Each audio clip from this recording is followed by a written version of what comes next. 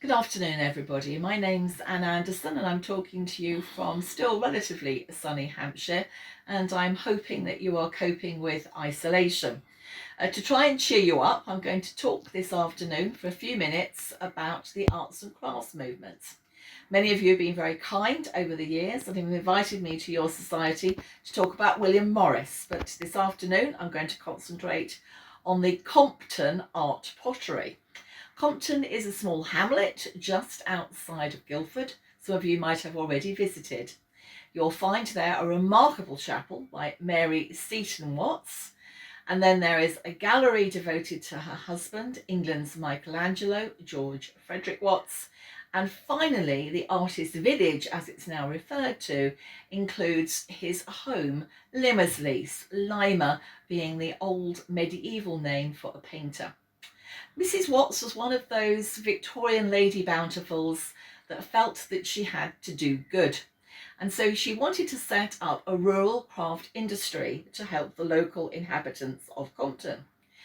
So she decided to build a chapel. If any of you have visited, you'll know it's quite remarkably decorated, both inside and out. And the symbolism is so complex, she actually had to write a book to explain it all, called The Word in Pattern. And sometimes people talk about the chapel as Art Nouveau, and sometimes they refer to it as arts and crafts. It really sort of falls between the two, because of course it is entirely handmade, but much of the ornament could be described as symbolist, which is more in keeping with an Art Nouveau ethos. Anyway, I'm going to talk to you about one particular piece of pottery, because after her success with the chapel, she decided to carry on and to produce ceramics commercially. If you buy a piece of Compton pottery, never wash it. It's not glazed, and so the decoration will literally wash off. And you can see from the piece that I'm showing you that she was very influenced by Edward Burne-Jones, one of the great pre-Raphaelite painters. And it actually, of course, is St. George, patron saint of England. He's standing with his sword and the red cross on his shield.